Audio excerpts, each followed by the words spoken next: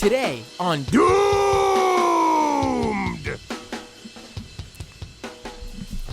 Happy Pride Month to all of the wonderful members of the Doomed crew who are part of the LGBT community. And even if you don't listen to the show usually, happy Pride Month to you too. But if you're a straight dude or straight gal watching the show and wondering, where's my month? Where's my straight pride parade? Well, first of all, I'd like to ask you how you discovered this show. And second off, I've got a show for you actually today. Because a straight pride parade is being put together in the city of Boston. You might have heard of it. It's gone viral online. And if you hadn't already heard of this as well, and maybe you could probably guess it, the people behind it are far-right extremists. Figures, right? And joining us on the show is Peter Berard and Kitty Pryde of Boston DSA, organizers with the Solidarity Against Hate counter-protest to the Straight Pride Parade. Peter, Kitty, thank you so much for joining us tonight. Thanks for having us. Yep, thanks. Now, let's pretty much start with this. What is this Straight Pride Parade that's being put together in Boston? Oh, man. You want to go first? Yeah, I can go first. So what it is it's... a lot of people have been making jokes about, the Straight Pride Parade, jokes about cargo shorts or whatever, but what it is it's a rebranding attempt by a far-right group called Resist Marxism that has been around. They formally started in November 2017. They've run lots of rallies and attempts to disrupt liberal and leftist events since then. Their predecessor was Boston Free Speech, which works closely with them still. So yeah, it's the name of the rebrand group is Super Happy Fun America. That's the group that's technically putting on the Straight Pride Parade. Like if you go to their Facebook page, that's what it's called. But it's just a rebrand of Resist Marxism. Like, it's some of those leaders. There are even links on the Straight Pride Parade website where the links are broken and I think going where they weren't intended to go, and they actually end up at the website for the original Resist Marxism rally in November of 2017. So for people who aren't familiar, though, can you go further into who is this group Resist Marxism? They sound swell. Yeah.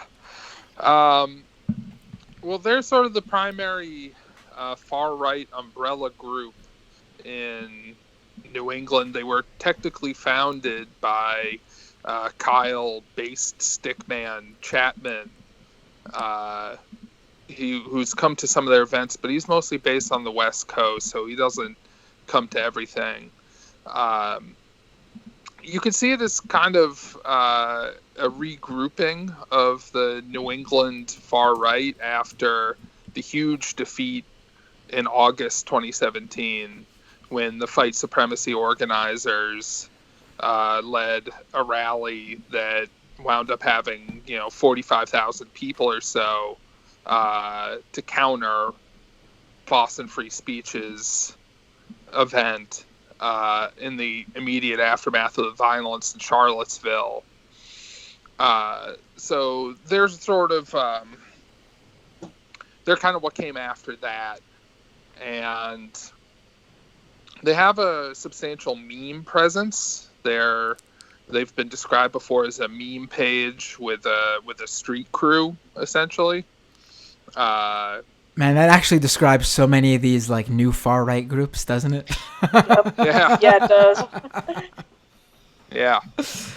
So they're sort of like, I guess, I would say in like probably peaked in like 2017, 2018, those like Patriot Prayer groups, all that stuff that was happening on the West Coast with like the Berkeley protests. So they're like one of those type groups, especially with friggin' Kyle Chapman involved. Yeah, and that's a really good insight. I'm glad that you brought up Patriot Prayer, because they were pretty explicitly intended to follow the model of Patriot Prayer, of gaining like power in the street through rallies, and then being able to provide a structure to which like other fascist groups could come. And one pretty conspicuous piece of evidence of that is that resist Marxism was originally a coalition of existing fascist and far-right groups, and one of their coalition members was Patriot Prayer, and Joey Gibson and Tiny, his former Proud Boy bodyguard, were at the original Resist Marxism rally in November 2017, and Resist Marxism people have gone to like Patriot Prayer and Proud Boys rallies in Portland, and then also in October of last year, Resist Marxism had a rally in Providence that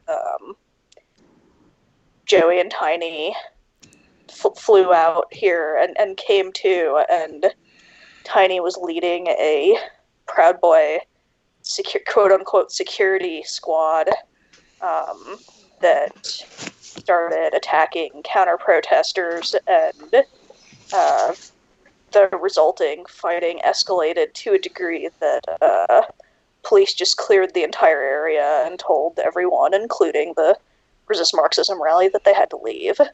And so there's like a long history of social and practical connection between the Resist Marxism people and these like West Coast fascist groups. Right, and I'm sorry, but so many times when you were talking right there, I kept going back to that this guy's name is Tiny in my head, like that's what he goes by. So these groups have that connection on the West Coast, and let's go a little bit more actually into, to me, the figure that you mentioned that brings it all together with those groups is Kyle Chapman. Now, I've talked about him on the show before, but for people who are maybe just tuning in for the first time or just aren't familiar with the Bass Stick Man, stupidest name I've ever heard in my life. Who is Kyle Chapman? Let's give a little bit of a background of who this guy basically is. You can do this one, Kitty. Sure, although feel free to add something.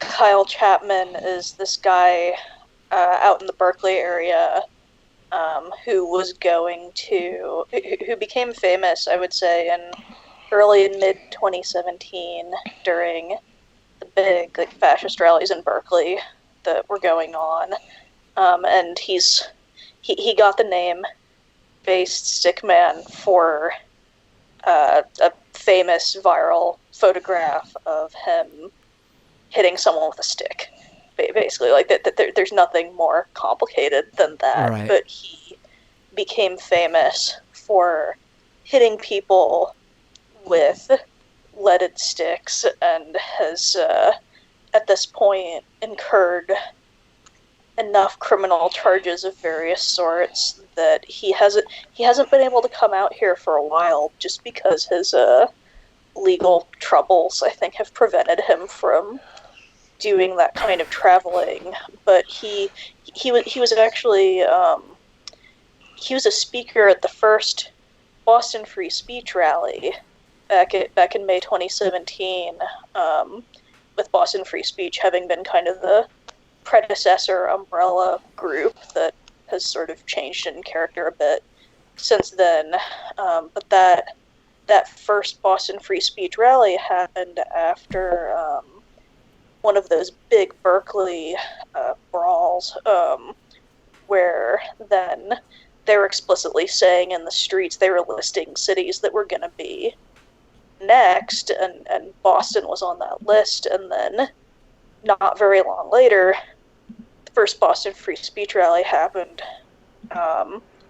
in May 2017 at Boston Common, and Kyle Chapman was there. I remember him like yelling about low energy or something like that at us, and then, I think he might have been supposed to be a speaker at the ill-fated August 2017 rally also, but then, November, once Versus Marxism came around, he was the founder, like he was explicitly the founder of Versus Marxism, although being 3,000 miles away, not really able to do a ton of day-to-day work on the ground. Yeah, practically speaking, more of a figurehead, symbolic figure. Kind of shows the liabilities of the leadership model based on who goes viral for hitting people and who doesn't. So Right. That's actually a really great point. I mean, and you could give, struggle to think of anything positive to say about the far right, but you could definitely never give them props for being original with the name Base Stickman. I mean, but one thing that's interesting to me about, Kyle Chapman and all those groups that sort of on the West Coast that he showed up at and sort of made him famous is, they've all sort of just not disappeared, but they lost any sort of, I guess, strength or ground they were gaining. Like they sort of willowed away at some point and are just a shadow of their former selves, I mean, I think that's somewhat true, but and some of that has been due to things like infighting on their part, and like the big friend breakup between Joey and Tiny and others.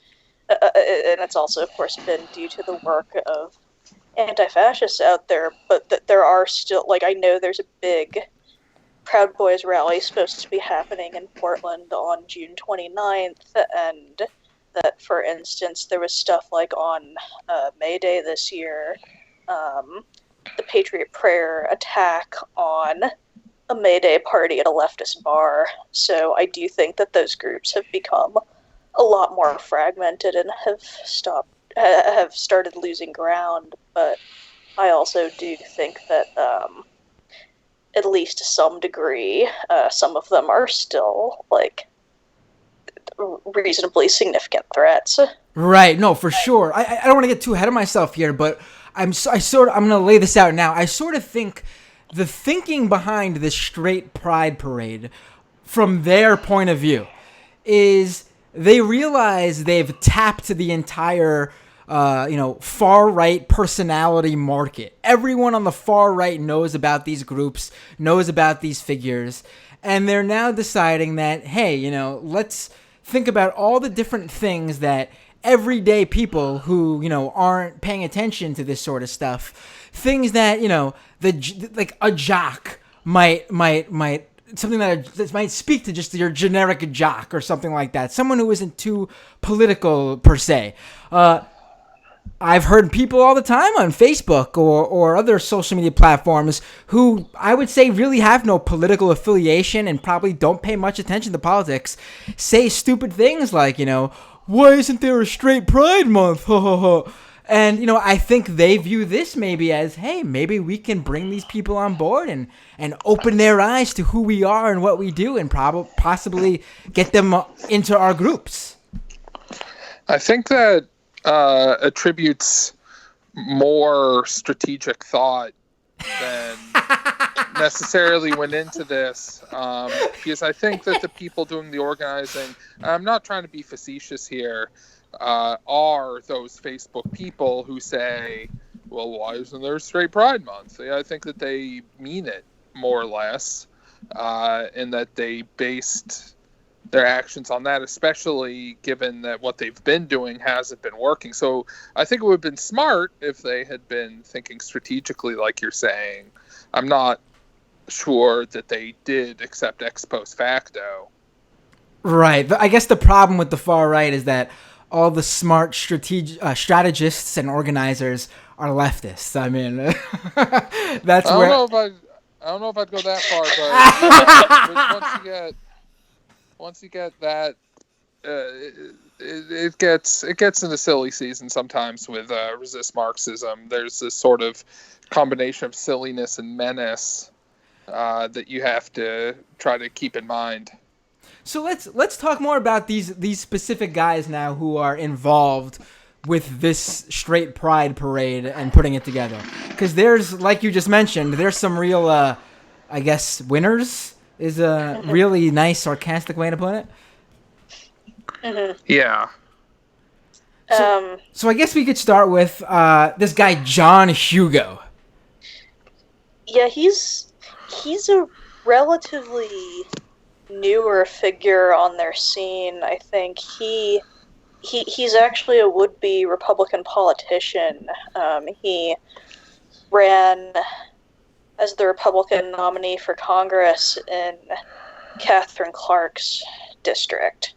And he was not successful, and I mean, he also was always a no-hoper. Like, that's a very Democratic district. But I do recall that Resist Marxism had a rally for him during his campaign out in Woburn, I think.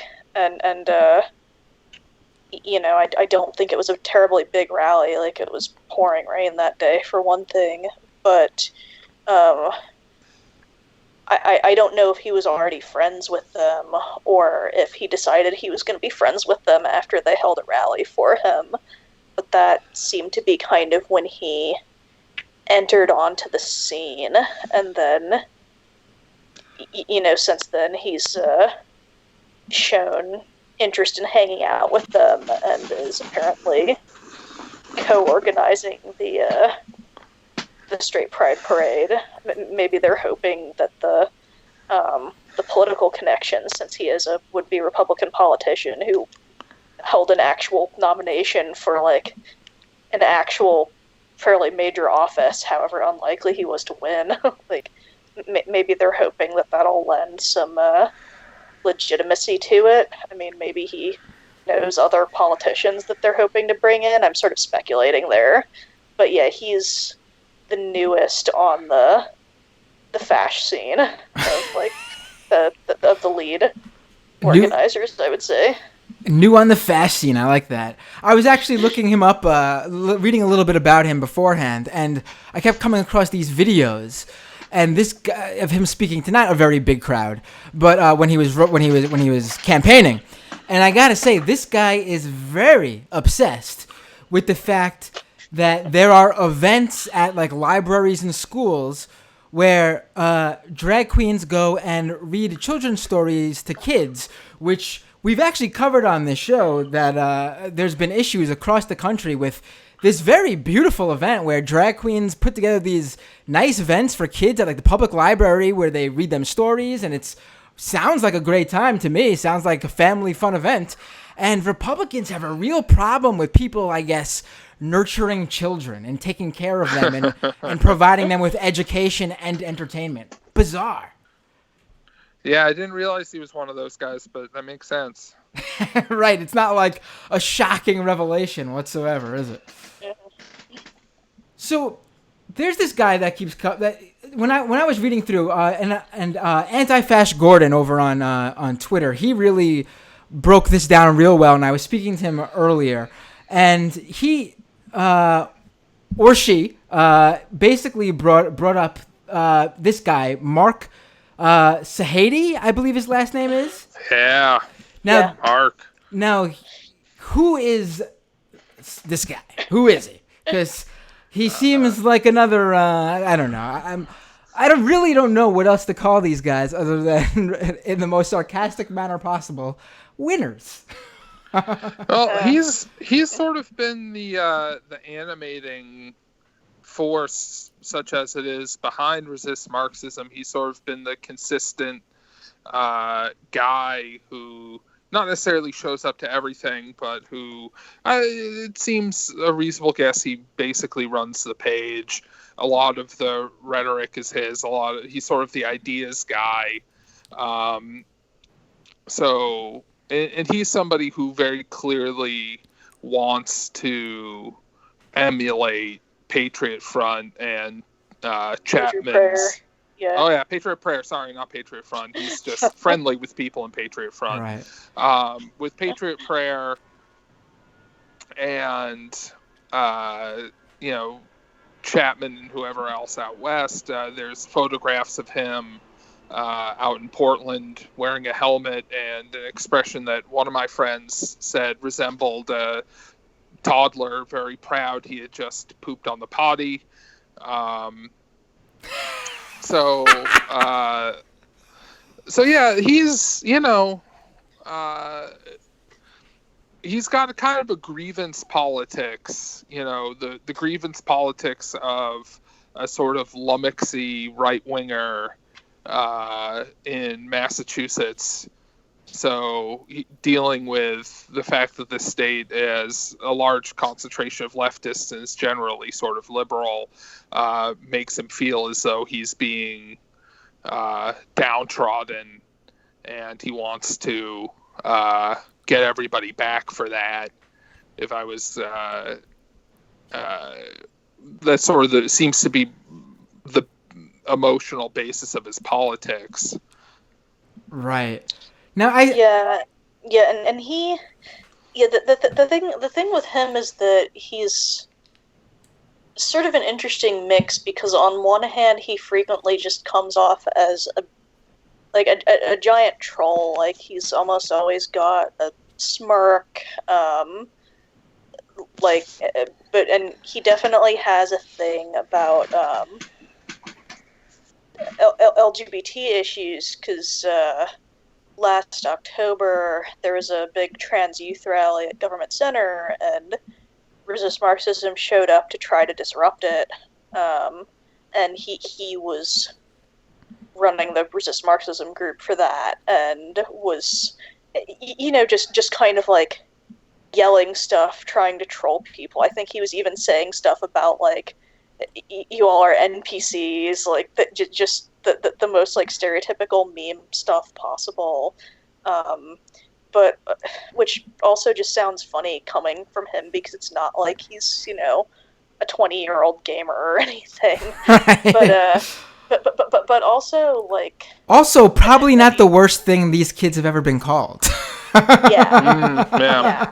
Like, the idea that they think that they're so, like, stuck in their little world that they think calling someone an NPC, and taking it a step further, calling them that in real life, like, offline.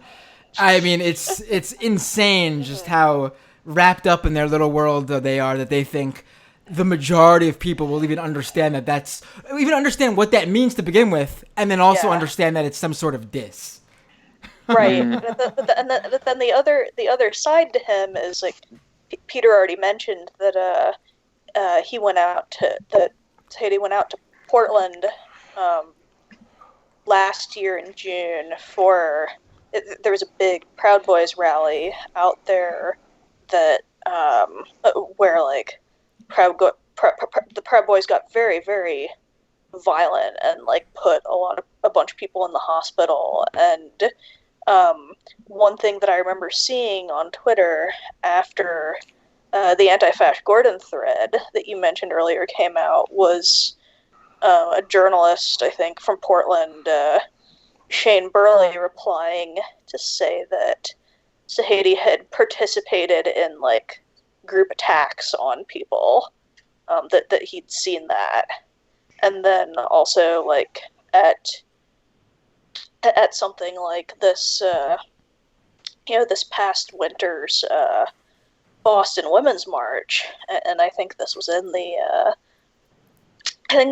Anti-Fash Gordon thread.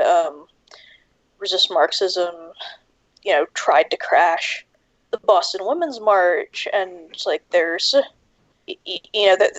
video clip in that thread even of, like, Sahady grabbing somebody, like going on the attack physically, and in fact, I remember him that day, like,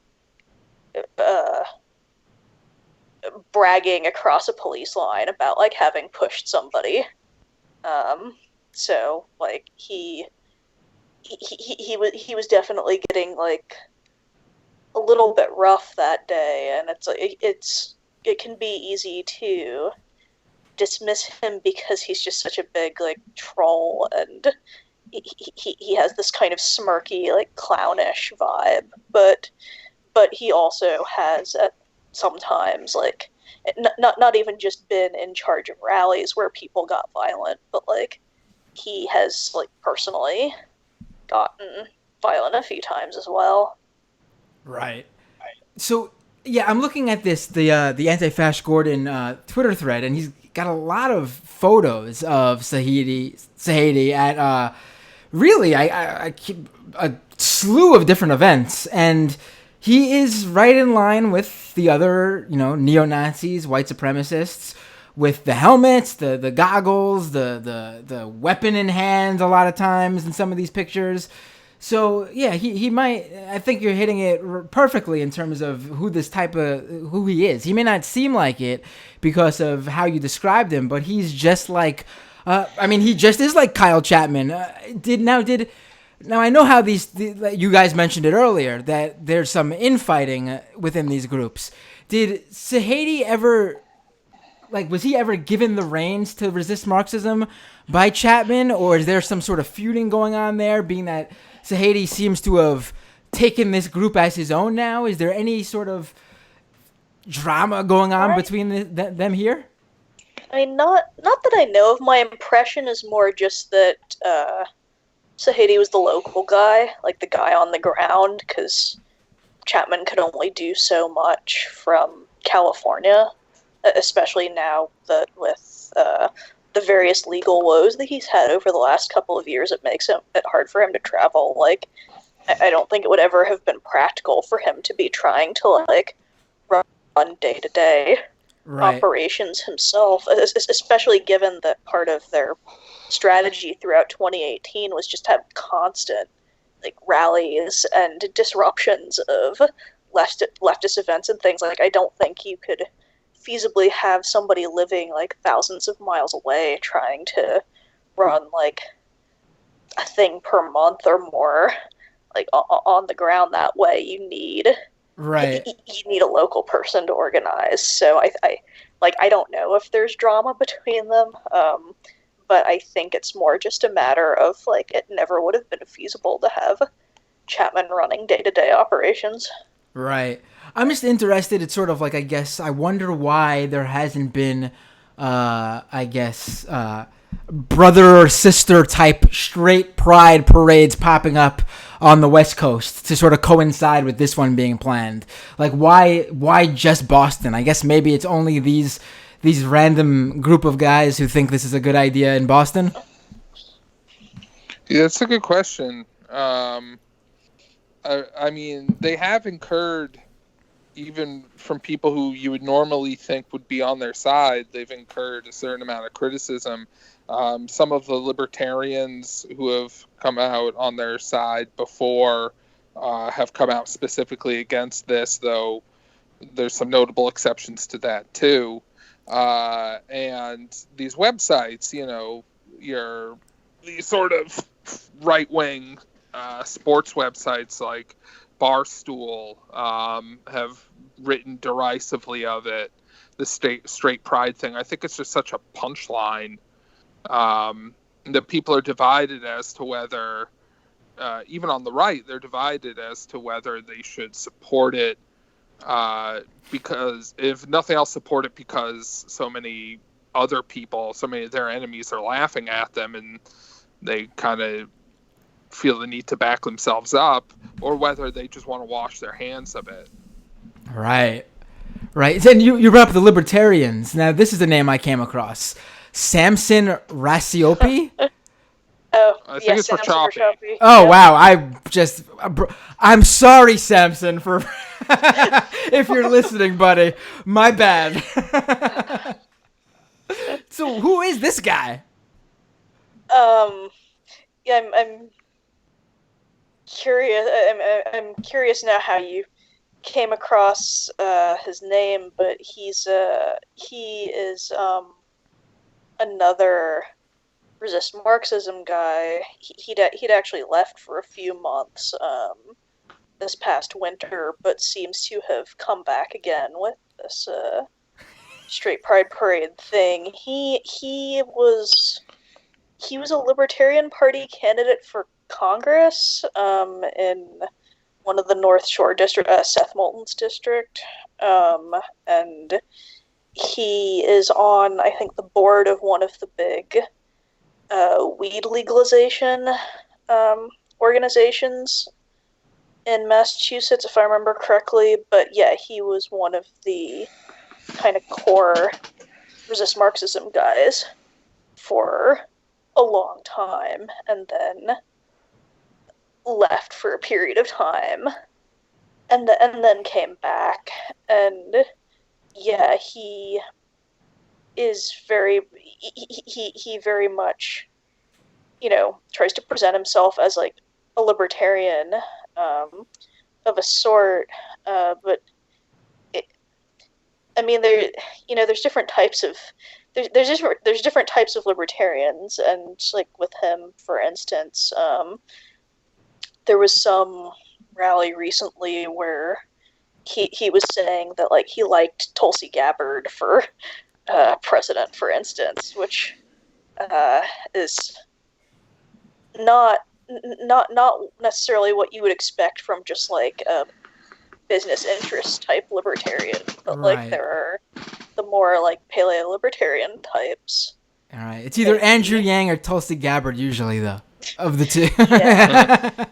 Yeah. So yes, I mean, Samson has been a speaker at a lot of resist Marxism rallies.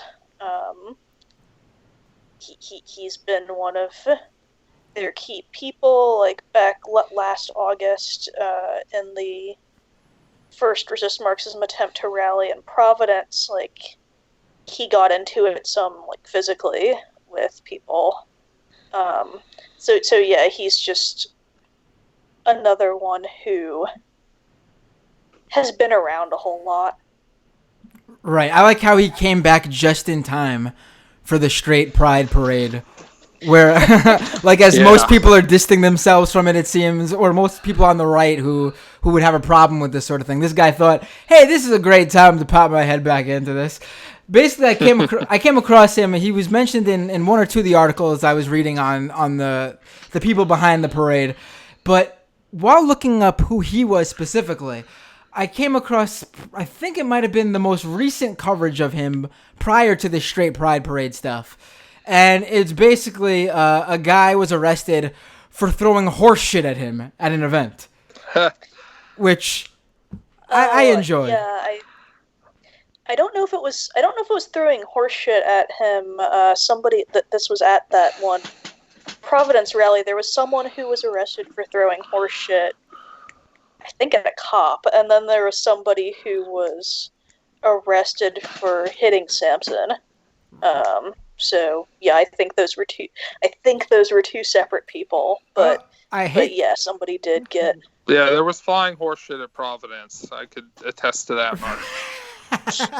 I do have to say I have this quote from Samson. I'm only reading it not to set the record straight so much, but because it's really a great quote. Me and the officers were all rained down with horse crap. That's what he told NBC 10 on August 8th, 2018.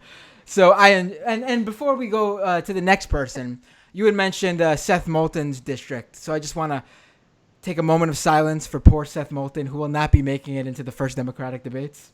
Pull one out. Out of 24 candidates, he's one of 4 who did not make it. Woof. Ugh, poor guy. Not really. Let's Chris Bartley. Now this name is probably the most interesting one to me because he is being called the event. Now, excuse me, let me make it clear. He's being called the Straight Pride Parade's gay ambassador. Mm-hmm. Yeah. Now that's quite a title. That is something. Yeah. Who is this guy? So yeah, Bartley. I mean, he's another kind of long time fairly key resist Marxism person, although he was actually gone for a lot of last year because he was out like in some other state working on Republican campaigns. Like he's more of an electoral guy, but like he but certainly like before he had left town for a while, he was involved in things like in late 2017, there was this book reading. Mark Bray from Dartmouth read his like history of anti-fascism book, or he did a reading from it at the Harvard Coop, and there were a few guys who like tried to disrupt that and got thrown out. And one of them was actually Chris Hood, who's the leader of the neo-Nazi group Patriot Front in the Boston area. And another one of them was Chris Bartley.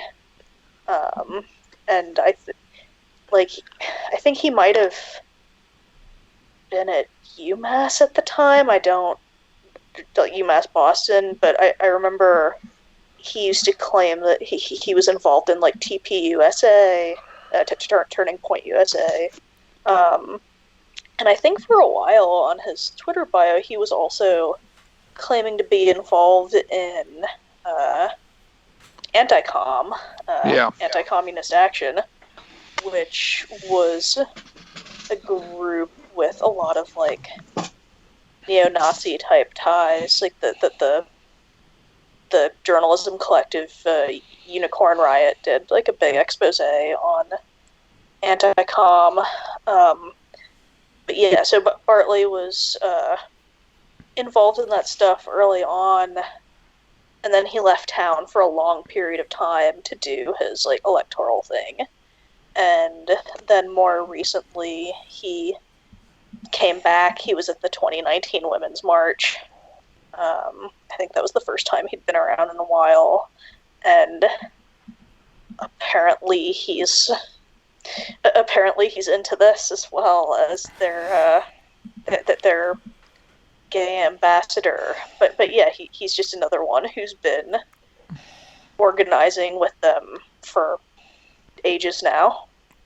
I wonder. Yeah, go ahead. Kind of a weird mishmash between the softer stuff and that he's, does all this electoral work, but also hangs out with guys like Chris Hood, anti-com, whatever. So that's a little bit strange. Yeah, I do feel like the lines that were there, like, there's certainly plenty of overlap in terms of those types and, the far right extremists in terms of ideology and beliefs and maybe not what they publicly show or publicly advocate for, but there was some sort of line between the two that at least if you pay attention to these types, it was pretty clear. And I feel like that line is being crossed and blurred, and there's a lot of overlap now, isn't there? Yeah. Now, I do wonder how many people he had to beat out to officially win the role of this event's gay ambassador. I'm sure there was a strong competition for that title. Now, is there any maybe Milo threw his hat in the ring? Who knew? But is there any sort of other names we should be aware of, or that I might be missing out here in terms of people who we should be at least somewhat aware of in terms of resist Marxism and this straight Pryde parade event? So I can think of a few possibilities, but Peter, why don't you go first on this if you've got any? Are you thinking about MR, or is that not confirmed enough? I mean, they have a couple of people who have liked the Super Happy Fun America Why don't you go? All right, sure. So yeah, what Peter was referencing was mass resistance, which is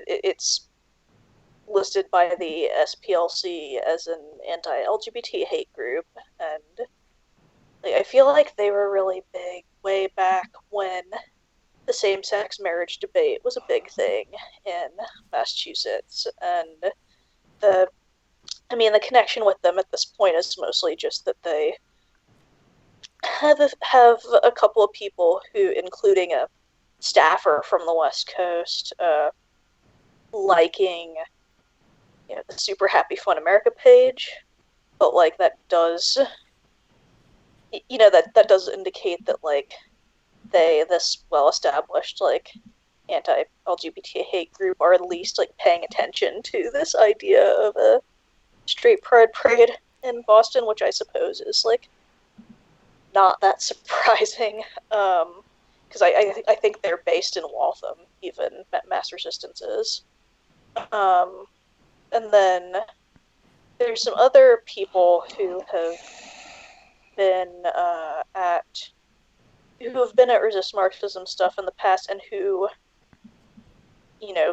have kind of liked the page, have at least expressed the amount of interest required to hit like button and follow the Facebook page, and the fact that they already have those connections with the organizers may indicate that there's some actual interest there, and that's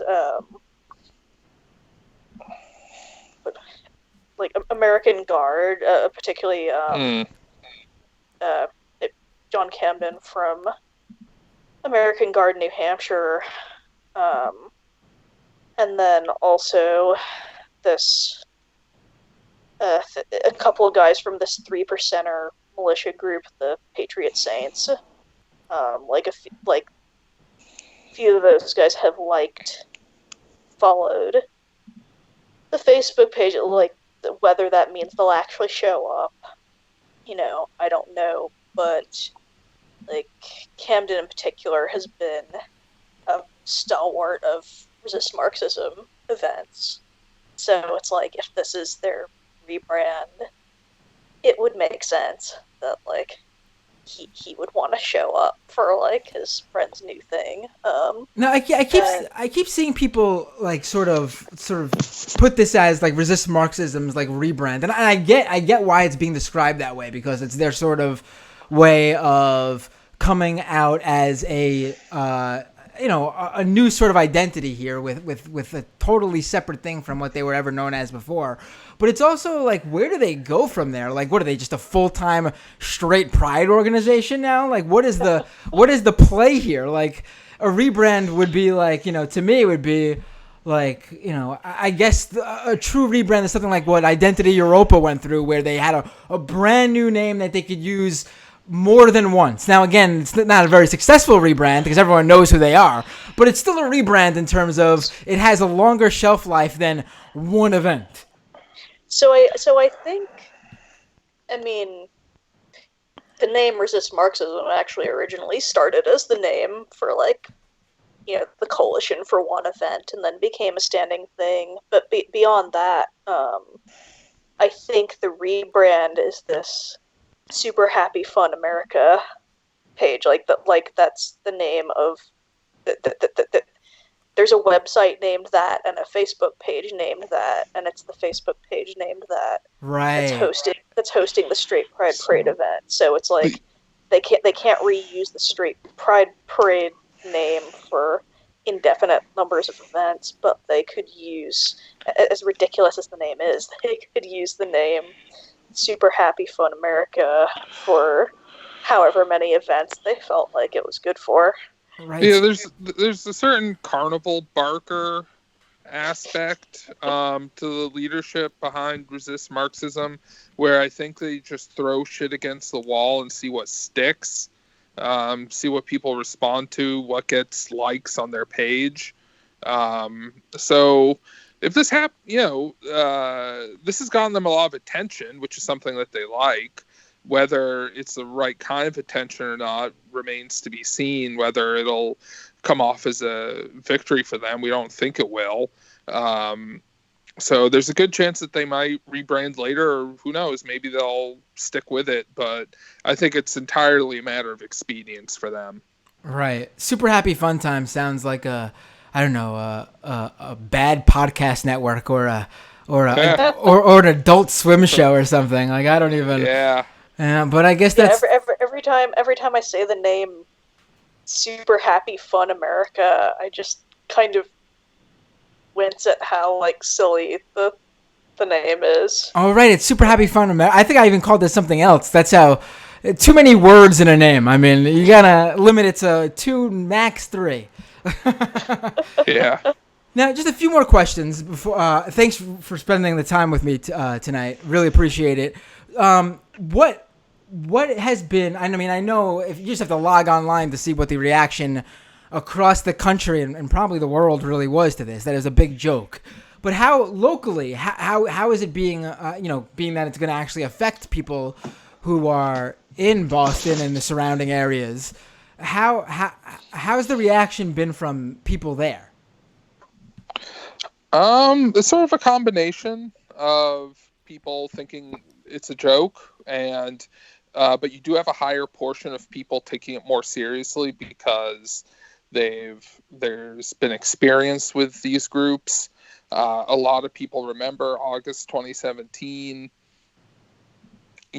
which was a real blow to the alt-right nationally.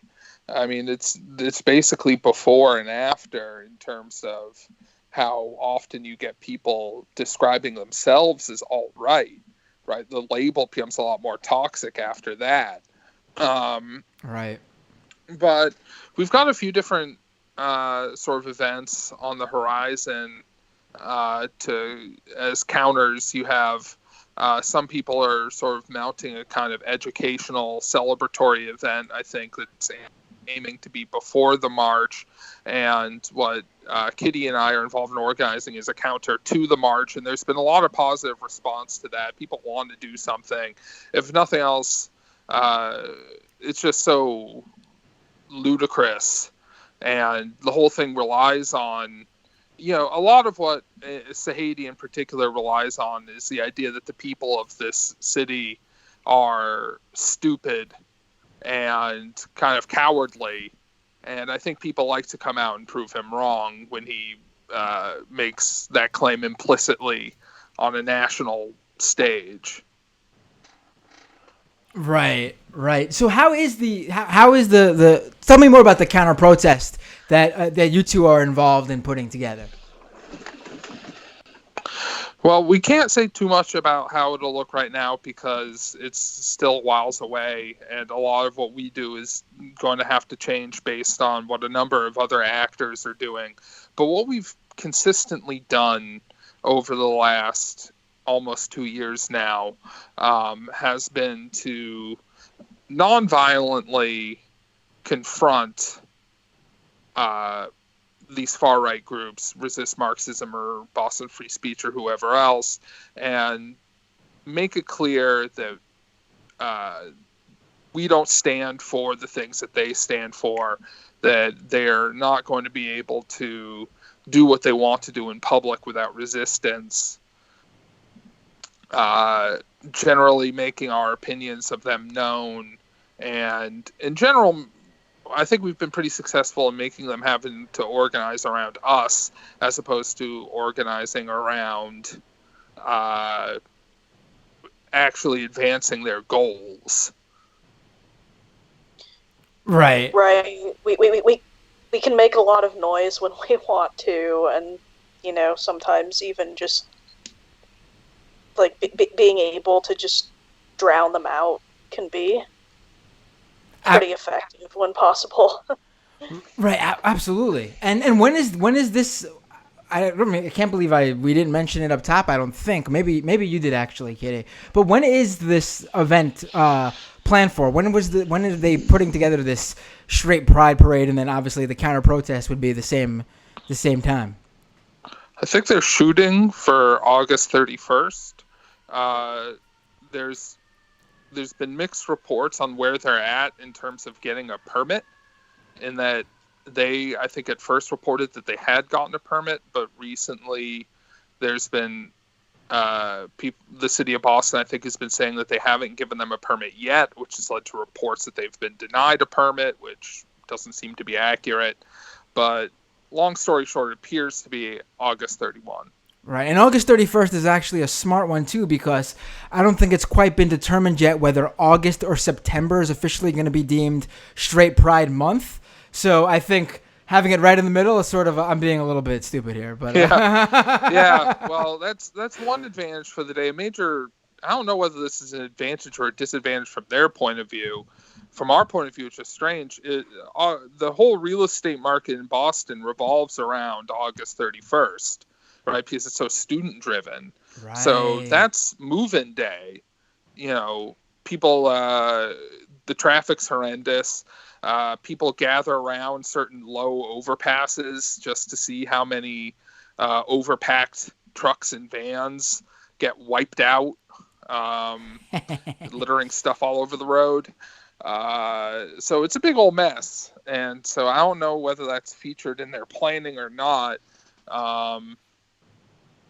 But yeah, it's weird. Right. If normally I would say, it's a good strategy. Have it on that day when all that stuff's going on. Make sure you have maximum exposure to people who are seeing this parade, and you're sort of creating a whole, you're creating a spectacle for people to watch.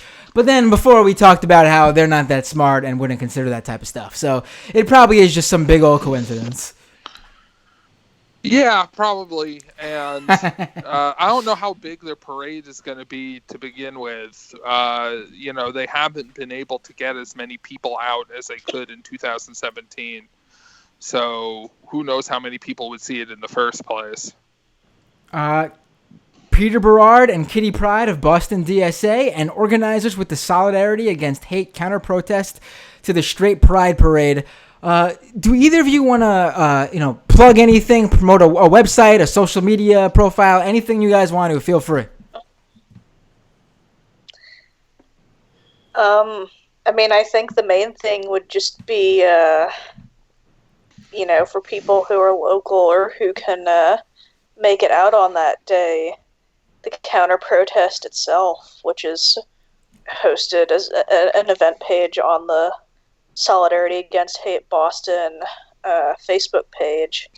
Yeah, the name for it is Straight Pride is Hate Pride. So if you enter that into Facebook search, you ought to be able to find it. Perfect. Thank you both for joining me tonight. Some of these names I'd heard of, some of these names I've never heard of, and it really was illuminating. You two really... I think my listeners were brought to school tonight. I know I was. Take care. Have a good night. Yeah, you too. Good night. Bye. All right, folks. Let me just bloop bloop. There goes the Skype. It's rare that I do a show on the far right and there's a single name that I'm unfamiliar with, let alone a bundle of names. And there were some of those groups I had heard of, but the specific names I had not come across. And I think it's interesting to think about how there's these national far right figures who gain a sort of countrywide recognition from being in these groups, from doing something online that goes viral. You have Kyle Chapman's a perfect example. Bringing up someone we brought up on the show. There's a guy who was able to use the internet to become a sort of household name in the far right world. But then there's these other names who are known by local activists and are really just as influential in these cities and states as a Kyle Chapman is, but they just don't have that nationwide name recognition. And I think we should do more shows on those types. We should have more local activists like Peter and Kitty on this show to open up our knowledge of the far right as it is today when it comes to local figures in these groups. Because A, they're clearly affecting the states and the cities that they live in. And then B, they could be the next Kyle Chapman. All it takes is one stupid viral event, one invite on the Joe Rogan show, one punch at a protest that brings them notoriety. And it was easily one of my favorite episodes of the show. At least in terms of me learning something. I learned something on every show because this show is very good. But especially this episode. Now, folks, this show is not possible. Doomed with Matt Binder is not going to happen if you don't support it. And there's a multitude of ways to support this show. And let's start with the most important, becoming a patron subscriber. I ask for $5 a month. You can give less, you can give more. Only give if you can. Please don't, if you can't afford to, don't do it. Go to patreon.com/MattBinder. Last episode, this worked in gaining a subscriber or two, so I'm going to do it again.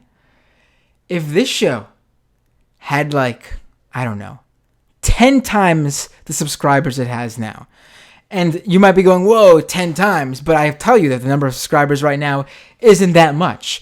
So 10 times of 0 is not very much either. We have more than 0 subscribers. If we had 10 times the number of Patreon subscribers, I would put so much more content out there because I would be able to do so. As you all know, I have 2 children now, and time is of the essence. No, wait, that's not what I want to say. That doesn't make any sense. Time is money, as stupid as that sounds, as cliche as that sounds. And basically, if I'm able to build this show, I'm able to spend more time on this show. And that's what I really want to do. I want to be able to put out more content for you guys. If there was a Michael Brooks show level of subscribers on this show, I would be doing a daily show. If not daily, 4 days a week show. I think that's what Young Turks or some other shows do, right? I think Young Turks does 5 times a week, but a lot of shows do 4 times a week. I would do 4 times a week, 2 daily. I would do, this I would like to do earlier than that. In fact, I'd like to start at ASAP. I just got to find the time. Standalone short videos on news hits, quick stories, 2 to 5 minute long breakdowns, edited, produced YouTube videos, like the real fake news that I did when I was over at cafe.com. All that stuff would be able to happen if I had more Patreon subscribers. And if you could afford to do so, I would appreciate it immensely. Patreon.com/MattBinder. Second of all, if you already are a subscriber, if you cannot afford to subscribe, do not fret. You could support this show by leaving an iTunes review. Subscribe to the iTunes podcast so you get the show delivered to your phone or wherever you listen to your podcasts. It's also on Google Play. I promise you I will get on top of adding it to other networks. I got to get it on Spotify. I'll look up where else you guys want it, and I'll try to get it on there. Just leave a review on iTunes, the star review, a written review. It all really helps, sincerely. Third, you can support this show by subscribing to the YouTube channel, youtube.com/MattBinder. That again is free. It doesn't cost a thing. Click subscribe. Also, if you're already a subscriber, I hear this is the thing you have to do. Click the little notification bell so you get notified when a new video goes up, when this show goes live. What else? Yes, my new favorite thing I ask you all to do.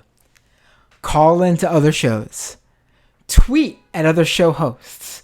Tell them, hey, have you heard of Doomed with Matt Binder? Tell them, hey, why haven't you had Doomed with Matt Binder? You wouldn't have the show on as a guest. Say, why haven't you had Matt Binder of Doomed on the show as a guest? And if you want people on this show who you think would be great for this show, send me a message. Twitter DM me, email me, send a message to me on Discord. If you're a subscriber to the Patreon page, you're in the Discord channel. I am actually I've been considering it. I know I mentioned to you guys before. There's 2 things I'd like to do. One of them I'm going to try to do immediately, probably by the next show. I want to start a newsletter. That probably won't be the one by the next show. I will add you guys if you're a subscriber. I already have your email. If you don't want on it, you can just click on subscribe. Sorry, I think most of you would be cool with it because it's not going to be I'm not selling you anything in the newsletter. It's going to be like a Substack type thing with articles and news stories and stuff like that. And then 2, and this one is the one I'm going to start immediately. I'm really digging Telegram. I think it's pretty cool. I actually like it more than Discord. I like it because it feels like I'm in a text message, like a group text message with a bunch of people. And to me, that's much more appealing than Discord. I'm still going to use the Discord. I think they're 2 separate things. I think Telegram will be cool to have chats with everybody. But then Discord is better for sort of announcements and one-to-ones and sort of, I guess, Q&As and things like that. But Telegram I could just drop a story I come across in there and we could do like a big like doomed only Twitter chat about it. That's what it feels like to me. So, I don't know. And whatever takes off, I got tons of people telling me Facebook groups are where it's at now. But apparently, it doesn't seem like many people who listen to the show have given me the thumbs up on them being on Facebook. So I don't know. We'll figure it out. Let's just try it all and see what sticks, see what you guys like best, and that's what we'll go with. But won't get rid of Discord because that's important because I like that it connects with Patreon and only my Patreon subscribers are in it. That's a different thing. So I just went on my little rant, and before I leave you, here are the people who make this show possible by subscribing on patreon.com/MattBinder. And those people are Abigail T, Adam Q, Alan B, Andrew H, Benji, Benji the Bun Whisperer. Nice, Benji, I like that. I don't know if I actually do like that, but I said I like it. So for these purposes, I'll pretend I do. Bobby M, Brooke H, Champagne Kami, Chi, Christine H, Colin R, Dakota R, Dank Uger, Dave K, David Z, Dragon Slayer, Floaties, Froz K, Francis Z, FTW All Day, Greg D, Ian Curtis J, Jamison Test, Janelle A, Jasmine H, Jeff K, Jonathan B, Joseph R, Katie S, Kyle, Lisa D, Max W, User Me, Michael J, Michael M, Mr. Danks, Nicole A, Namde Net, Omid M, Romina O, Ryan Left His Best, Struggle Session, TM, Tamni G, Thaddeus A, Tina M, Tom G, Tom M, Trine E, Will P, and Zarin. Last time someone in the chat said, what happened to Cena? Cena was great for a long time. He was a long-time Patreon subscriber. Fortunately, people jump and hop off sometimes. But on this show, we thank even past patrons. Not on every show like we just did with these guys, but for this show, I'm going to thank Cena for being a supporter for as long as Cena was. And you're welcome back when you can. And if you never come back, that's cool too. Thank you for the support when you gave it. Look at this show. There's love on Doomed. The show might be called Doomed, but you only get loved. That's not true. That's just I don't even know what I'm saying anymore, to be honest. That was just really corny as it left my mouth, and I'm never doing that one again.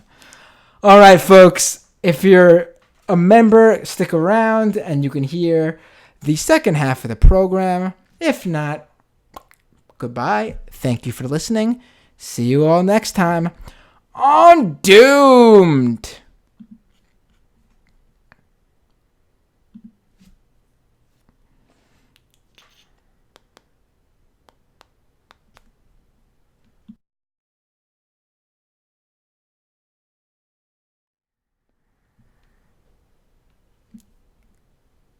We are back on the show, ladies and gentlemen, boys and girls, children of all ages. So, this straight pride parade, man, it's gonna be something, isn't it? It's gonna be something. That's the best way to describe it. It's gonna be something. Let's go to the comments. Started late today because sometimes to accommodate the guests on this show, we're not stuck by time slots and advertisers and networks or I don't know, an audience that knows we go live at the same time every week. We can be a little wheel and deal on this show. We can accommodate, So that's why we started an hour late at 10:30. If you're listening on the podcast, then it really does not matter to you at all. So we're not gonna do an abbreviated member show. No. We're just gonna do exactly the appropriate amount of time of members show. Because a lot of times I go way over. To me, it should be like 45 minutes to an hour of show. And then about 45 minutes of members show. Maybe to an hour sometimes. A lot of times, I'm giving you guys way too much. I'm going way over. I'm giving you guys like hour and a half, 2 hours. And it's just like, whoa, what is wrong with me? My back starts to go out because I'm sitting in this terrible, uncomfortable chair for too long. And I finish my Dr. Pepper or Coca-Cola or Pepsi. And I'm getting thirsty. I'm getting cotton mouth. You know what I'm talking about because I'm talking so much. Or, I start to get a headache. You might notice, by the way, that I'm nicely lit. The whole room isn't just this yellowish tint. There's a nice white light coming directly to my face. And folks, that is because I have the light, which I purchased with the money from you wonderful Patreon subscribers, to upgrade the show. You'll see my light, my face is nicely lit. You can see the next step would probably be to get a black magic box so I can use my girlfriend's Nikon DSLR camera as the webcam.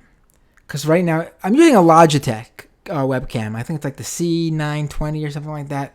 And it's apparently, like, from reviews I've read and from my research on it when I bought it, when I started doing the show over a year ago, was that this is like the cream of the crop of the webcams. Like, if you're going to get a device that was made to be a webcam, this is the one to get. It's good, but I like how, the DSLR gives you that nice depth of field, just looks more professional. And I got it. I just need to get the black magic box. Apparently, Canon cameras connect directly with USB, and you could use them as a webcam like that. My luck, years ago, my girlfriend bought a Nikon, or actually didn't even buy, received a Nikon as a gift when she was doing photography, and Nikon is nice enough to not let you connect it via USB to use as a webcam. Thanks, Nikon.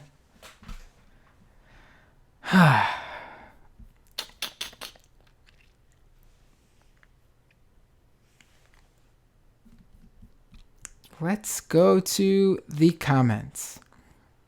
Bullwhip, late night doomed. Grim, doodly doomed. I like that. Very Ned Flanders. I like that. Ryan says left is best. Kennedy says hell yeah.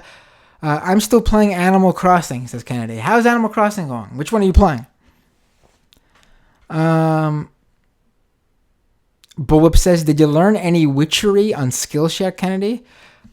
This should be a comment I skip. It seems like that's some sort of inside YouTube live stream chatter. I will leave that stuff to you guys.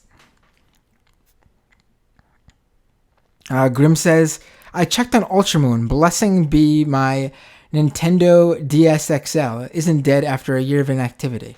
I will read that stuff because I want to hear how your Animal Crossing is going. How's everyone? Is Tom Nook being a dick to you guys? How's that all going? Let me know. We could do a video game talk on this part of the show. This is the part of the show where you guys, we could talk politics, talk what we talked about in the first half of the show, shoot the shit, talk about TV shows, movies, video games, to learn about my personal life, share your personal life. This is the fun. I don't want to call it the fun half. That's trademarked. This is the personal. A time where we can get personal. We can get to know each other. You know, that's how it's always been. But that witchery on Skillshare stuff, I'll leave that to you. I'm just not even involved there.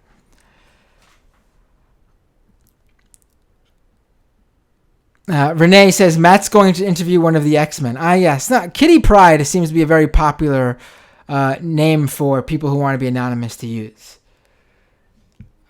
Cool X-Men character. So, I get it. Chi says, we had our first DSA meeting. It was great. Oh, where at, Chi? What DSA chapter? Kennedy says, hell yeah, happy gay month, benches.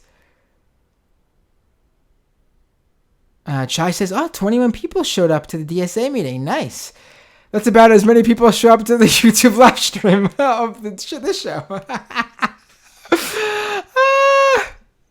And I'm giving you credit because it's a lot harder to get people out in real life. Brett says, I'm straight as an arrow. I won't be caught dead in a straight pride parade. Well, there's literally no straight pride parades. This is like the one that's happening. So, sorry, Brett. Can't give you a pat on the back for not attending something that rarely happens. Grim says, Father's Day shouldn't exist. Excuse you. I will take Father's Day. I will take it for sure.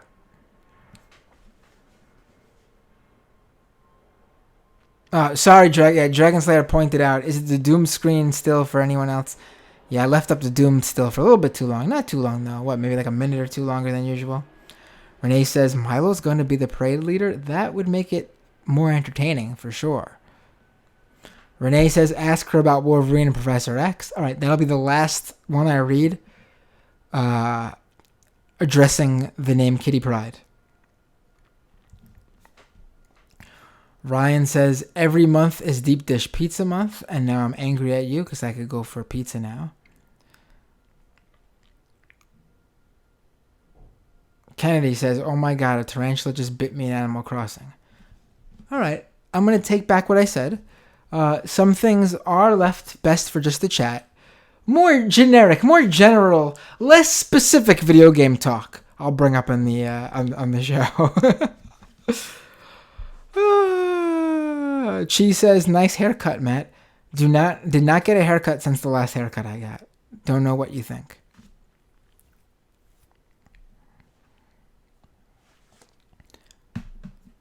Grim says, are they the traditionalist worker party? Renee says, they sound Chilean right wing. The blue collar wife beater party, talking about, the super happy fun.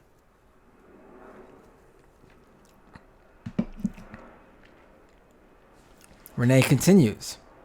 Trumpin' proletariat class parasites. Bullwhip.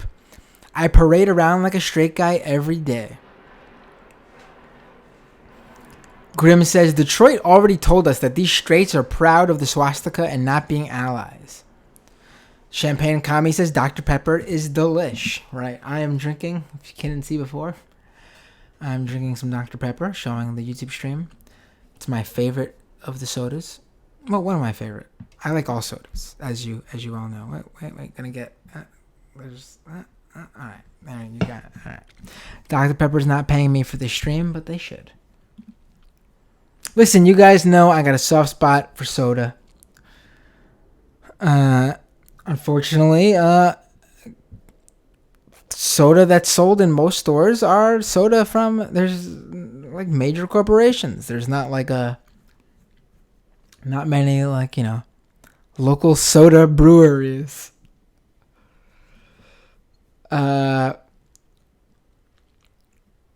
Renee says, got to tell Tiny to bark like a dog for his white owners and get him to walk over for a one-on-one. Grim says they should be more honest and have a resist Juden Bolshevism. Right. Grim says, guaranteed Tiny got the type 2 diabetes. Grim says, Kyle, he's a convicted violent criminal. Yes, we brought that up on the show, right? That's right. The Norwegian says, straight pride is the cringiest snowflake shit ever. Yeah, these guys are... Right. Grim says, anti-fascist landmines of truth and reconciliation. Wilco says, hello, fellow gays and comrades. The Norwegian says, today we are all gay. Nah, I don't like the whole we are all when we're not. I think that's... because, we're not. And I think it's important to understand what experiences you don't experience. So you can realize what you can and can't understand in full. You know what I mean. But I know you mean it from a good place. Because the people who listen to this show, good people. Good people. Bum, bum, bum, bum. Renee says, maybe the Rammstein singer needs to go clean up Portland. Maybe. Grim calls Kyle Chapman based nationalist piece of crap. I like that. So you guys remember.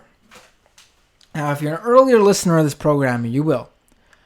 When I had the gun girl on this show, the Kent State gun girl, before she was the gun girl, when she was Kent State diaper girl, for putting together that Turning Point USA diaper event, she brought up how her and her boyfriend were friends with Kyle Chapman and how he's not such a bad dude. And clearly and obviously on the show, I pushed back very hard on that idea.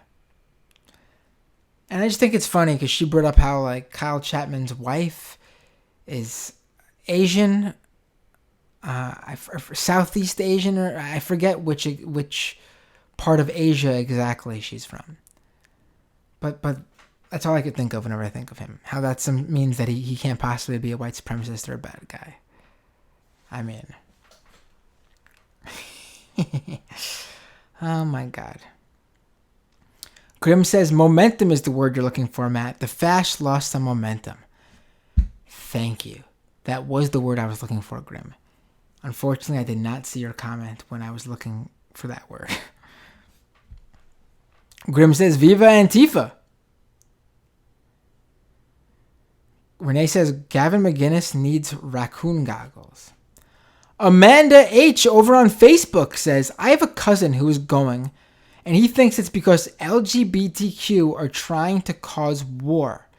It's so strange to me. He says he has queer friends who support him, LOL. That is something, Amanda. Thank you for sharing that. Now, I don't know if you're still listening, Amanda, over on Facebook. Great you're watching on Facebook. I love that there's an audience there as well. Now, your cousin, is he part of these far-right... Is he a far-right activist, or is he just some dude who heard these things? Like, is he very politically involved? Is he active in these sort of events they put together and these protests? Does he fight Antifa at these rallies? Or is he just some passerby who they caught up into this whole thing? Grim says, Detroit Nazis already gave the game away by marching with swastikas during Detroit Pride. Right. I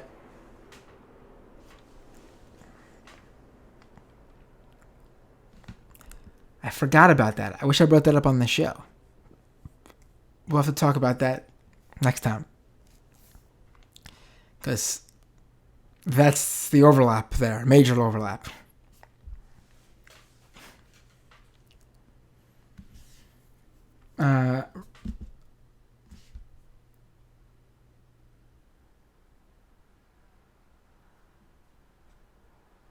Kennedy says, still distracted by Animal Crossing.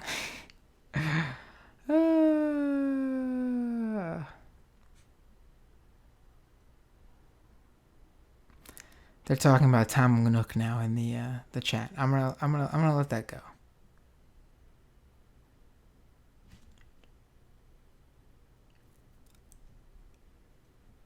Renee says, "Is there an Antifa Spider-Man?" Grim says, "Maybe. Miles Morales has a black and red suit." I like that. I like that.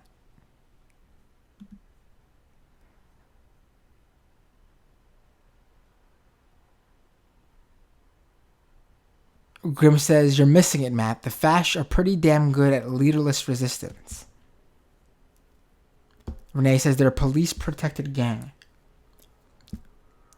Mostly due to multiple reinforcing privileges," says Grim.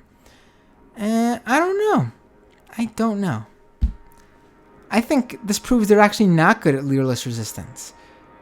Because the second some of these leaders get... I mean, look at how this stuff has fallen when their big names drop off the face of the earth and get deplatformed. Milo, Gavin, Laura Loomer, Alex Jones. I mean, Bay Stickman can't travel the country anymore.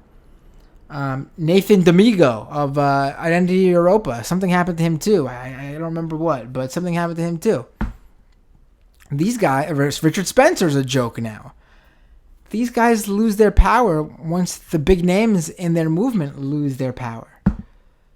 They're still dangerous, but they're definitely not as prominent as they are without these big names. I gotta disagree with you there, Grim. Izzy Barbosa over on Periscope. Whatever happened to the public shaming blog /Tumblr? That gave me life. Alright, here's this one for you guys. Should I bring that back? I've been thinking about it. Over many years I've been thinking about it. I've even tried it once or twice and I just didn't catch on to me. Didn't seem... I'll ask you again. Should I bring it back? As part of the whole Patreon deal. I'll bring back the Tumblr if that's what you guys want. And it'll be, something that's funded by the Patreon.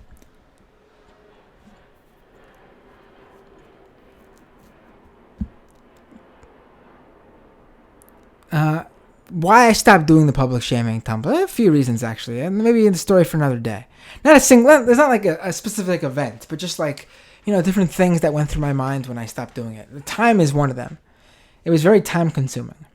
But that's partly because I'm sort of a stickler for when I'm putting something like that together. I want to have like the overarching like A to Z of it. So when I would do something like these were the worst people or the worst tweets or the worst posts about this event, I really scoured for the worst of the worst. And if I didn't think I found it, I would continue looking until I found it. Because that's just sort of how I am with that stuff. Like I'm going to do, here's like a listicle of like, here are the names on the far right you should know. I will do a freaking list of names you should know. It's not going to be a half-assed like, oh, here's 5 people. So that's just very time-consuming sometimes. Maybe I need to be less of a perfectionist in that way. But there's other reasons. That's just one that I'll mention now. Some that I'm sort of pissed about, actually. I don't want to talk about it now, not really. But there were some people who talked shit about me doing it. And how it was...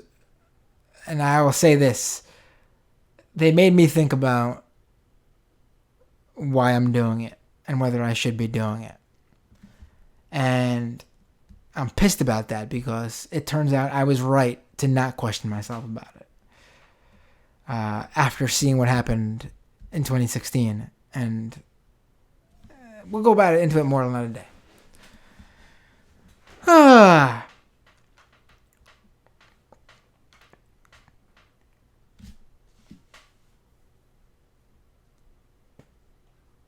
I'm not sure what you were referring to here, Grim, but bit of both with large doses of ambient stochastic terrorizing by Weave, Gavin, Tim Pool, and more. Ryan says, you done fucked up if the Barstool dipshits are dogging your little chud march. Right. And also shows how they're out of their element and they don't see where things are going, especially when it comes to even how Barstool folks view LGBT people. Kennedy says, it's always the Tulsi guys. All right. Tulsifa, says Grim. Ryan says, Tulsi is fash. I don't know, we wouldn't go that far. The Norwegian says, vote for Tulsi, subscribe to PewDiePie.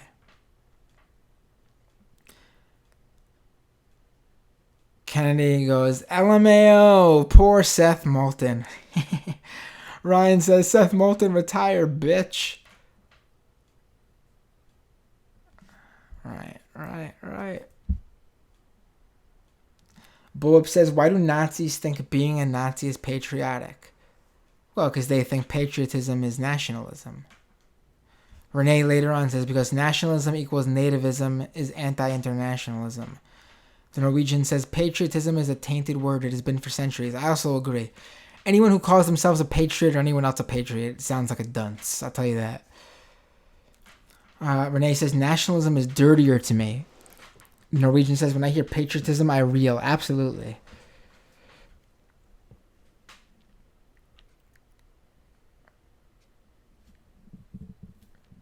Renee says, patriotism is understandable regarding civic duty and defending in case of an invasion during wartime. Excuse me.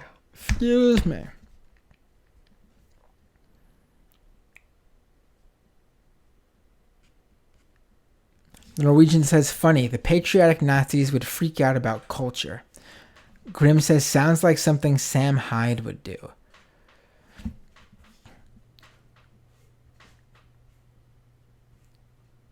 The Norwegian said, the Nazis would not be pleased if they learned what the ancient Greek looked like. Yes, absolutely. Wilco says, I think happy tree friends. Thank you. Couldn't remember what that was making me think of during the show.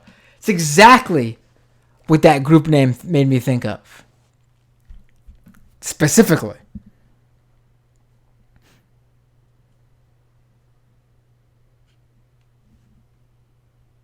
And yes, it does sound like a Sam Hyde thing. That's very right.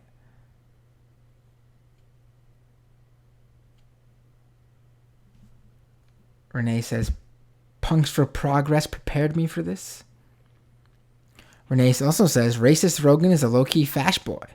Hitler doesn't want you to give $5 to Doomed in the Antifada. The Norwegian says, what if you divide the amount of subscribers by 0? Ryan says, Matt, go on Antifada and Pod Dem America and such. I think you just need more exposure. Just listen, reach out to them and say you want Matt Binder on the show. I don't want to go over there and be like, hey guys, book me on your show. And I don't have like a PR person to be like, professionally like, hi, have you heard of Matt Binder of Doomed? He's been on such and such and such and such, and tell them you want me on. Kennedy says, throw that TMBS shade. Ryan says, 4 days a week, the Sam Cedar schedule. Grim says, or bring on the Antifada and Swampside chats. Renee says, love that Alex Jones being taunted on the streets of Seattle video. Renee says, I left a review on iTunes, by the way. Thank you. Ali says, you should ask Ina on. Who's Ina? Renee also says, Matt Binder on Novara Media and Punks for Progress. Send me all this stuff.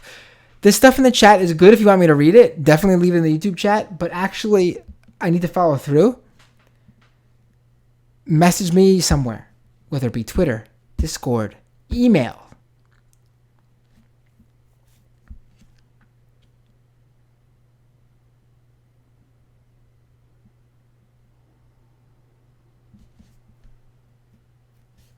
Renee brings up a struggle session. Oh, because, I also got to reach out to struggle session.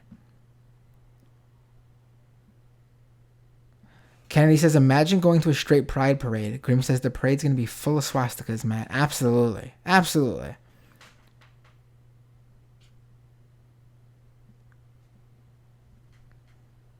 Kennedy says, wow, Matt sounds like Sam, LOL. How did I sound like Sam? Renee says, hack the Nikon. How can I do that? The D5100. Tell me how to do it. I was looking up if the D5100 could be used, and all I came up with was Black Magic Box.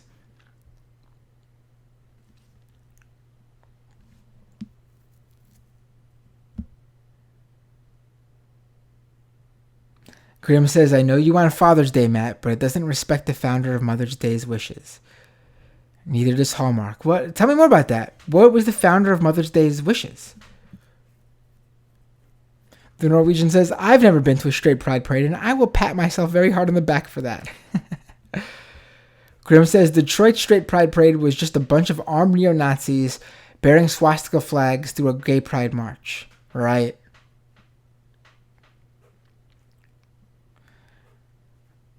Renee says, Dark Gritty is slowly retaking control. Ooh.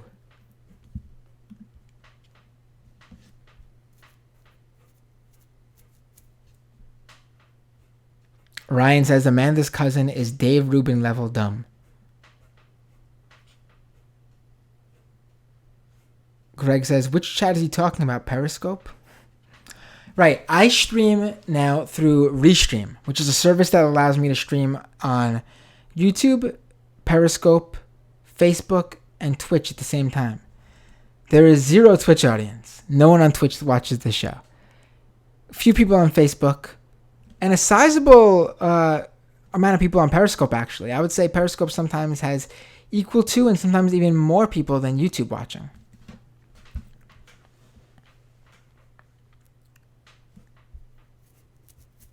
Renee doing his best Laura Loomer. They're ruining my life, Alex. Grim says, Nate Dingo suffered consequences. Noise. I forgot exactly which he did, but he definitely did. I remember hearing that. Grim says, the Doomed Research Unit. Renee says, Stochastic. See Novara Media. Real life trolling is, i.e. milkshaking. Champagne Kami says, Tulsi is hot, though. Really? I mean, first of all, I don't want to do this. But second of all, like, come on, guys. Come on. Tulsi is an attractive woman. But I don't get the whole thinking she's... I just don't even do this. And Grim says, hardly. Alessandra Biaggi, though, is fire.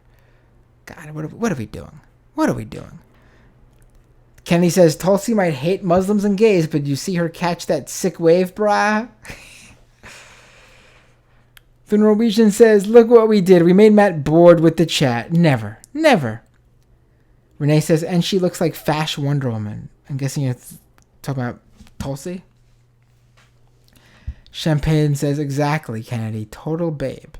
Grim says, Biaggi over Tulsi.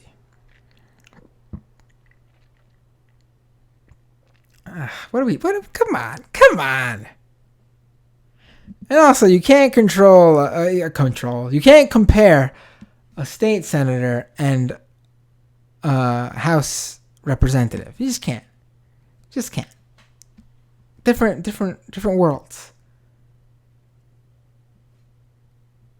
Because then you could throw Ocasio-Cortez in there. And then who else can you throw in there? You could throw I don't know.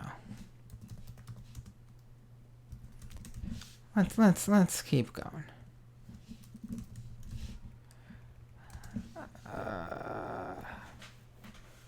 Right, Julia Salazar. I mean let's stop this. Stop this ridiculousness.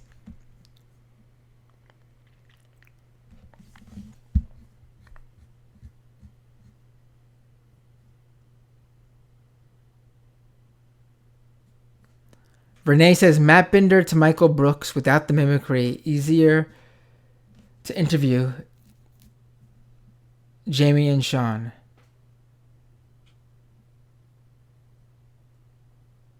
Renee says, the Restream bot was neat. Oh, yeah, you see the Periscope and Facebook comments come up in the YouTube stream, right? Yeah.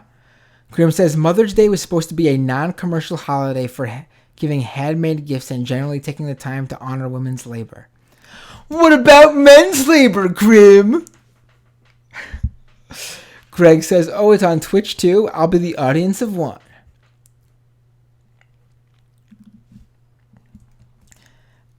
And Aina is ex-Muslim Nice Mangoes on Twitter. I think I've come across her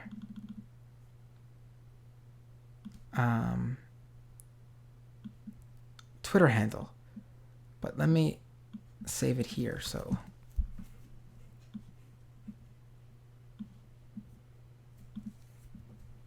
Nice Mangoes. Bum, bum, bum, bum.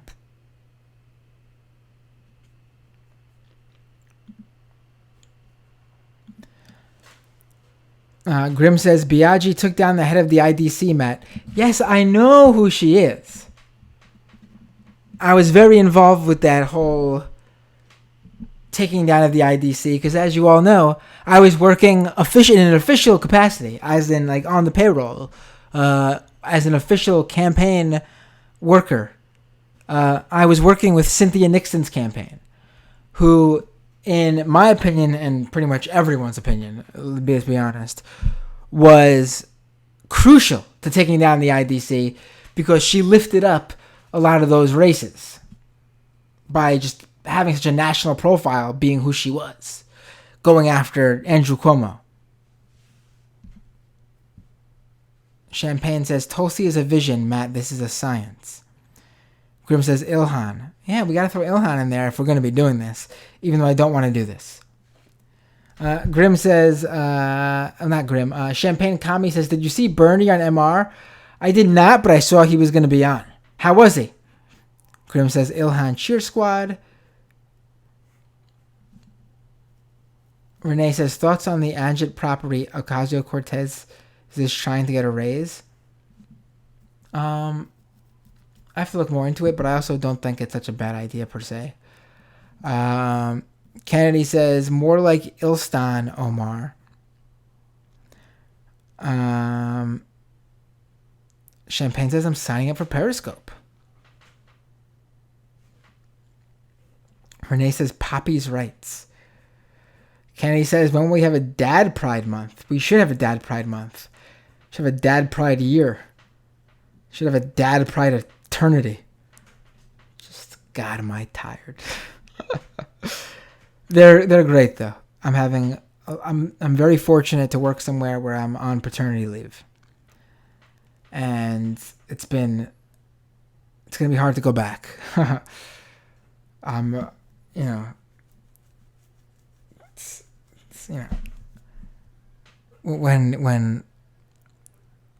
When you talk about capitalism and why I'm a leftist, a socialist, I mean, could not be any more clearer than just spending time with your kids on a day where you should be normally at work, even if it's at a job you like I do.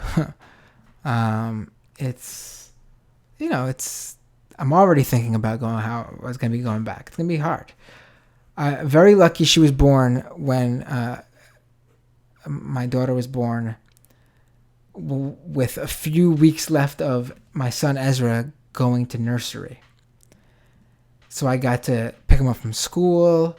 His friends would go to the park after, so I got to take him to the park and hang out with, watch my son hang out with his friends. I got to be part of his first last days of school, which is a big thing for kids because they do the graduation event, they do the after school hangouts, sort of like the going away parties and stuff like that at the park, like I mentioned. So I was very lucky to be part of that stuff. Getting a little emotional now, guys. Sorry. This is who I am now.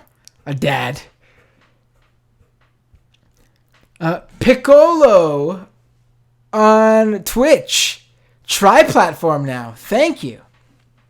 Subscribe, follow, whatever it is on Twitch. If I could grow a small Twitch audience, enough to just get like a basic Twitch affiliation or something, you Amazon Prime people could give me free money. Because you get a free Twitch subscription every month, with your Amazon Prime subscription, which means you take money from Amazon, $5 from Amazon, and give it to a Twitch affiliate of your choice every month. Now, I don't have enough to be an official Twitch affiliate yet, but if we get enough people on Twitch for me, I could get that status. And to those of you who have Twitch, who have Amazon Prime, you can give me a free $5 every month.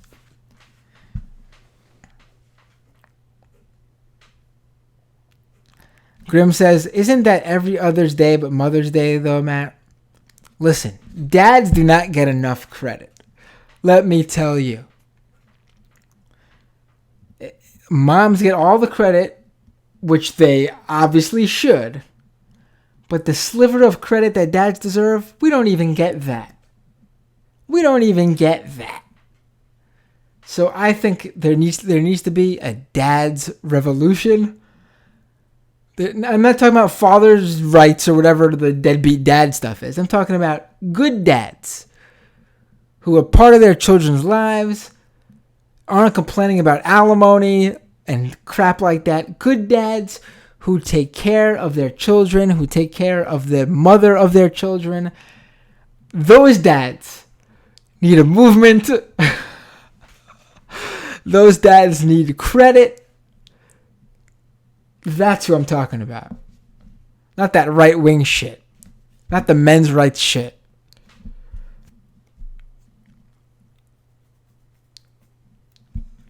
Correct and smart leftist human of the left wing. That's a doozy of a username. Says, love me some leftover crack. Yeah, I'm not wearing a leftover crack shirt if you're watching on the YouTube stream. Echoplex says, hey, buddy. How you doing, Echo?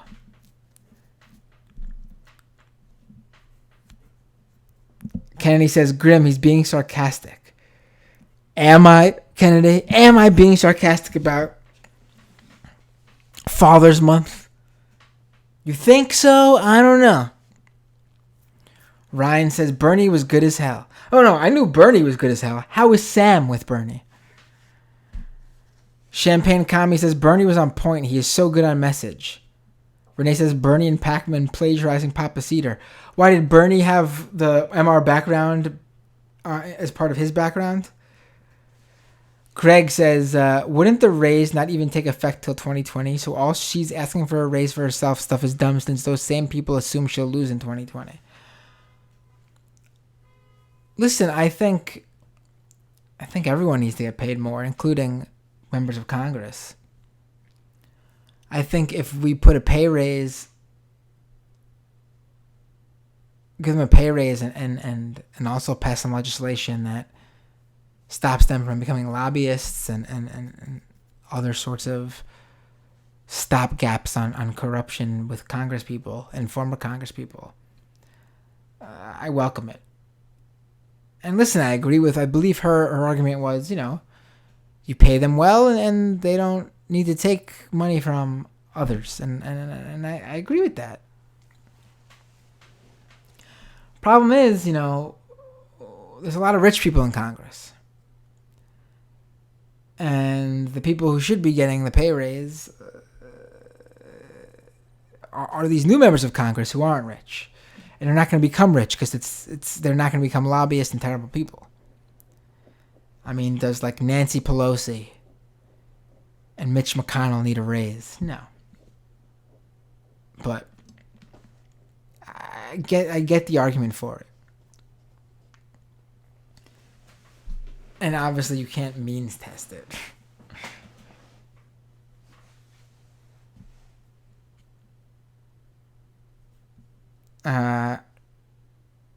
Kennedy says, "Oh, my dad is a sap too." Right? Yeah, I'm sappy. Yeah. Correct and smart leftist human of the left wing says, "What's your Twitch?" It's just Matt Binder. I'm Matt Binder pretty much in most places. That's who I am, Matt Binder.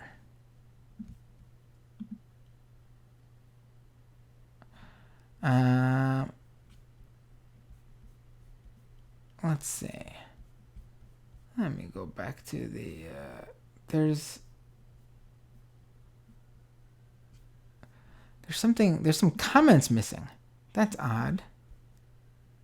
Oh, they're not missing. Oh, so Restream, this is something for me to learn now. Restream does not show super chats. They just show up as blank comments. So, Champagne Kami, thank you so much for the super chat. I really appreciate it. Every little bit helps.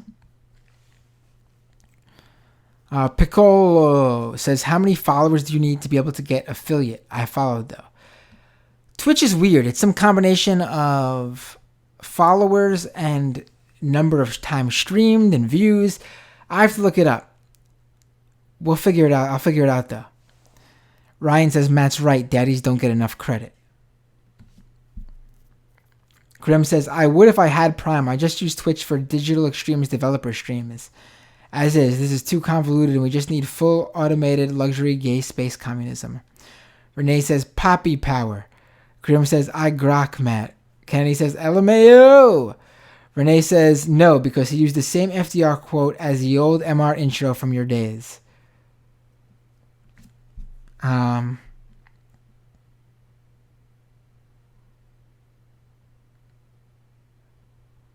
Renee says, it seems Larry Skywalker got ostracized from MR. Who's Larry Skywalker?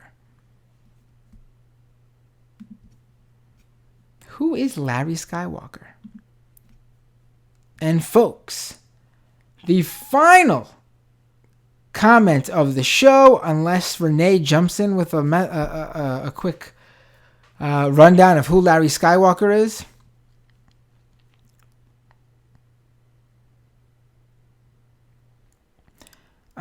Correct and smart leftist human of the left wing says, don't have to say the whole name, just call me correct. Oh, too late. Oh wait, correct jumps in with another, just in time, down to the wire comment here. Get Hassan to platform you. I used to talk to him. I'll message him on Twitch, see if he responds. I would love to talk with Hassan. Both get him on my show and go on his show. I think he's great. Kennedy says, Larry Skywalker is a piece of shit. He harasses me on Twitter. Renee says, former chatter from the MR chat room. Renee says, yes, the commissar got him on the shit list. No idea what you guys are talking about. Ryan says, spill the tea. Oh yeah, by the way, how did I mention the light and no one says anything? How does the light look? Do you guys notice a difference in the quality of the lighting and how I look on camera in terms of it being better lit? Mick Wax says, what is that sheet about? No, I don't know what they're talking about either.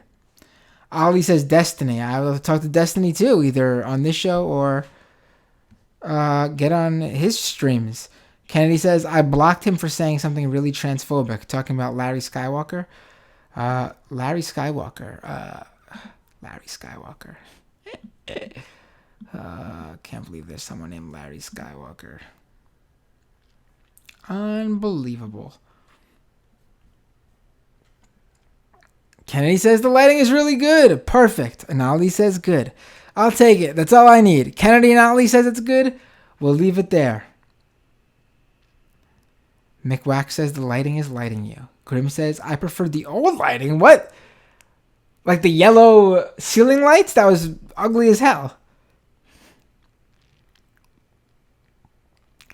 Renee says, need some color gel. What are you talking? Get out of here, Renee. Greg says, this is prime time to steal leftist Destiny's viewers. Because he keeps playing League of Legends, so it's really just Hassan getting them when he streams. Are you saying to stream on Twitch? Grim says, Thought Slime over Destiny. I'll talk to Thought Slime too. Also, Warframe over Destiny. I'll talk to Warframe too.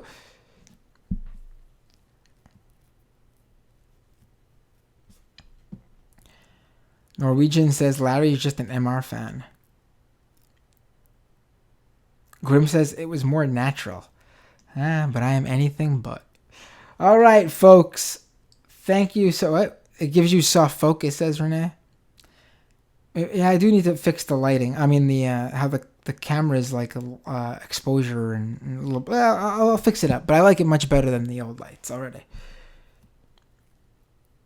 McWack says, isn't the stream about straight pride grift? I want to hear what you got to say. McWax says, sounds more like a left-wing grifting, if that's even a thing. McWax, you missed the first 55 minutes of the show. I had on 2 guests organizing the counter-protest to the straight pride parade who took the listeners of the show as well as myself to school, running down all the names behind the straight pride parade. The various groups, the far-right grifters. You need to go back to the beginning of the show because you missed the meat and potatoes of this program.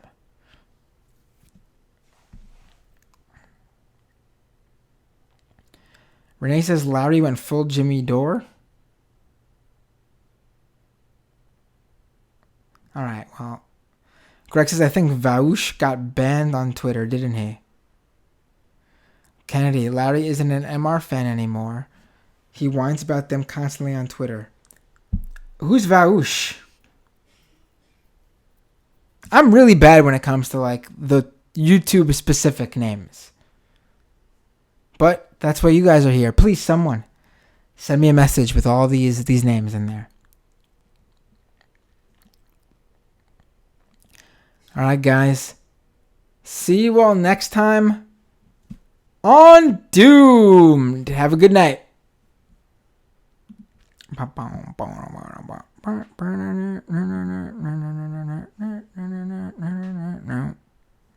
That's my humming of an outro song that we don't have yet. It's coming, though. Eventually.